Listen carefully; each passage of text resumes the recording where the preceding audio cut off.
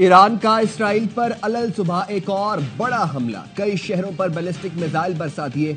Haifa, एलात, तल अवीव और मकबूजा बैतुल मक़दस धमाकों से गूंज उठे।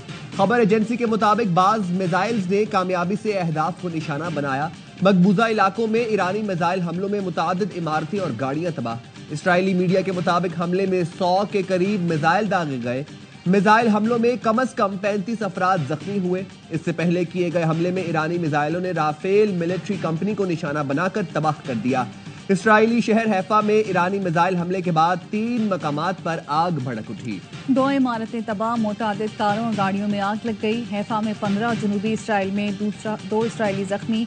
सेहूनी हुकूमत की 14 इसराइलियों की हिलाकत, 380 से जायद के जख्मी होने की तस्दीक। दर्जनों इसराइली लापता, सैकड़ों बेघर हो गए। इसराइली दिफाई निजाम एक बार फिर नाकाम। बैलिस्टिक और हाइपरसोनिक मिसाइलों से तल अवीव में इमारतें मलबे का ढेर बन गई। तल अवीव के करीब फौजी अड्डा और मोसाद हेडक्वार्टर्स खाली करा लिया गया। ईरान ने इसराइली तैयारों को तेल फराहम करने वाली तंसीबात को निशाना बनाया। तेहरान ने हमलों में नेतन्याहू के खानदानी घर को निशाना बनाया। हुदैरा पावर स्टेशन पर भी मिसाइल दागे।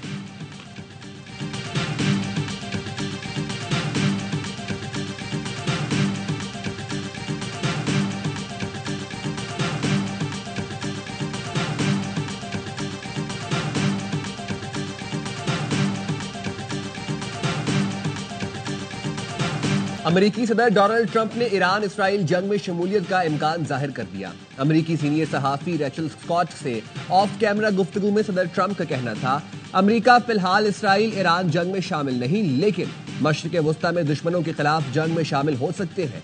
ईरान के साथ जौहरी मुआहदे पर बातचीत जारी है। इसराइली हमलों के बाद उम्मीद है ईरान मुआहदा कर लेगा। जंग बंदी के लिए रूसी सदर का सालिसी किरदार काबिल तारीफ है। इससे पहले मीडिया से गुफ्तगू में सदर ट्रंप का कहना था, अमेरिका इसराइल की हिमायत और दिफा जारी रखेगा। सदर ट्रंप का इसराइल से ईरान पर हमले रोकने से मुतालिक सवाल का जवाब देने से गुरेज। कहा, उम्मीद है ईरान और इसराइल के दरमियान मुआहिदा तय पा जाएगा। दोनों मुमालिक जंग बंदी के लिए तैयार हो जाएंगे।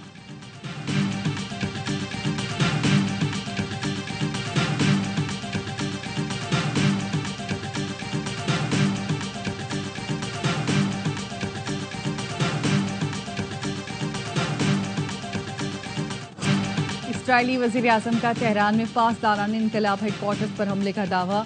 पासदारान इनकलाब के इंटेलिजेंस चीफ जनरल काज़मी और नायब हसन मुहक्किक शहीद। इसराइल का तेहरान में एक रिहायशी इमारत पर हमला, 5 अफराद शहीद, मुतादिद जख्मी। सेहूनी रियासत के फिजाई हमले, तेहरान और बंदर अब्बास समेत कई ईरानी शहरों में 40 मकामात को क्रूज मिसाइलों से निशाना बनाया। पासदारान इनकलाब और ईरानी फौज के 20 से ज्यादा अहम कमांडर्स और 14 एटमी साइंसदानों को शहीद करने का भी दावा। तेहरान में वसी पैमाने पर हमले में जौहरी हथियारों की तंसीब और ईंधन जखायर को निशाना बनाया गया। वो शहर में गैस फील्ड में भी आग लग गई। तेहरान में वजारत दिफा के हेडक्वार्टर्स, पुलिस हेडक्वार्टर्स और वजारत तेल की इमारत पर हमले। इसराइली तैयारों की ईरानी बहरिया के हेडक्वार्टर्स पर बमबारी। तेहरान में इसराइली ड्रोन्स ने तलबा हॉस्टल पर भी हमला किया। ईरानी दारुल हुकूमत में कार बम धमाके, मशहद में भी धमाके किए गए। इसराइली जारियत से शहादतों की तादाद 224 हो गई, 1481 अफराद जख्मी हैं।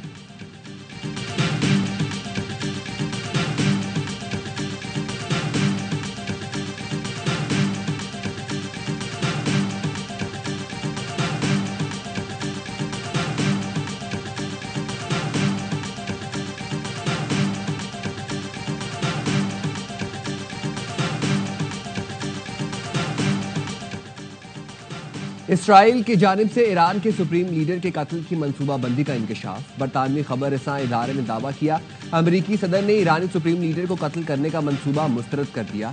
अमरीकी इंतजामिया के 2 अहम एहलकारों ने रॉयटर्स से गुफ्तगू में इंकशाफ किया। इसराइल कौमी सलामती के सरबराह ने कहा, कत्ल मंसूबे की मुखालिफत की रिपोर्ट गलत है। ईरान सियासी लीडरों को कोई इस्तिस्ना हासिल नहीं।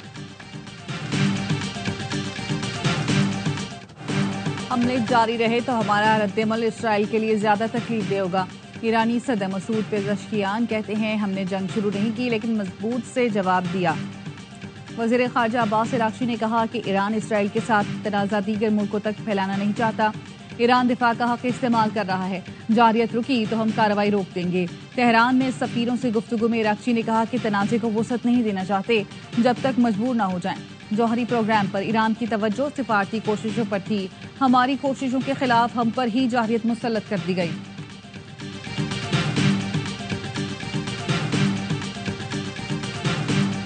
हमारे असल अहदाफ ईरान के फौजी और जौहरी असासे हैं। ईरान का जौहरी प्रोग्राम नुमाया तौर पर पीछे धकेल दिया।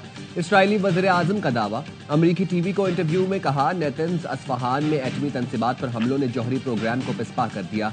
ईरान जौहरी हथियार हौसियों और दूसरों को फराहम करना चाहता है। इसराइल को जो भी इकदाम करने की जरूरत है करने को तैयार है।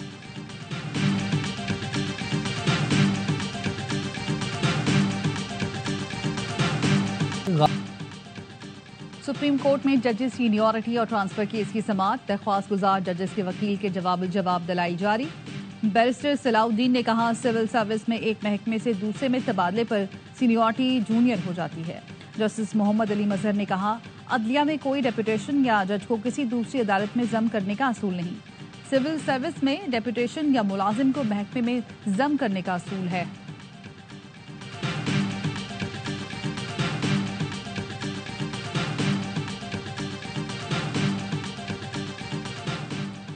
बानी पीटीआई को खुद को मासूम साबित करने के 2 मौके दिए, लेकिन उन्होंने तफ्तीशी टीम से ताउन नहीं किया। अदालत समझती है मुलजिम टेस्ट से इनकार करके ट्रायल का सामना करने से गुरेज कर रहा है। बानी पीटीआई का पॉलीग्राफिक फोटोग्रामेटिक टेस्ट करवाने की दरख्वास्त का तहरीरी फैसला जारी। अदालत ने कहा, मुलजिम के टेस्ट से इनकार की वजह से कोई नताइज हासिल नहीं हो सके। अदालत ये कानूनी नुक्ता समझने से कासिर है कि तफ्तीश किस तरह मुकम्मल की जाएगी। तफ्तीशी अफसरान तफ्तीश को टेक्निकल ग्राउंड्स पर मुकम्मल करें।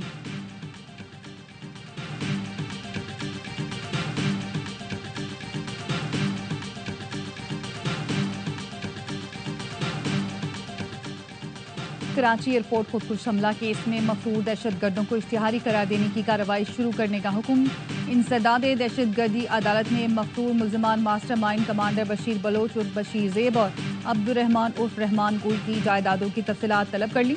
सीटीडी ने केस का हतमी चालान जमा करा दिया।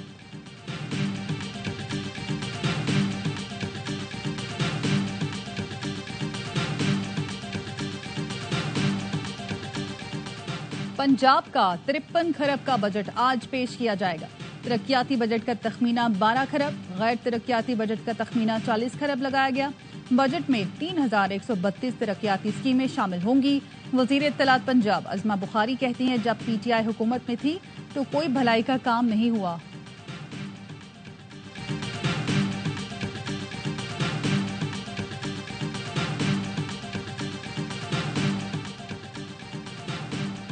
रवा माली साल की आखिरी मॉनेटरी पॉलिसी का ऐलान आज होगा। मॉनेटरी पॉलिसी कमेटी इजलास की सदारत गवर्नर स्टेट बैंक करेंगे। मौशी अशारियों का जायजा और पॉलिसी रेट का ऐलान किया जाएगा।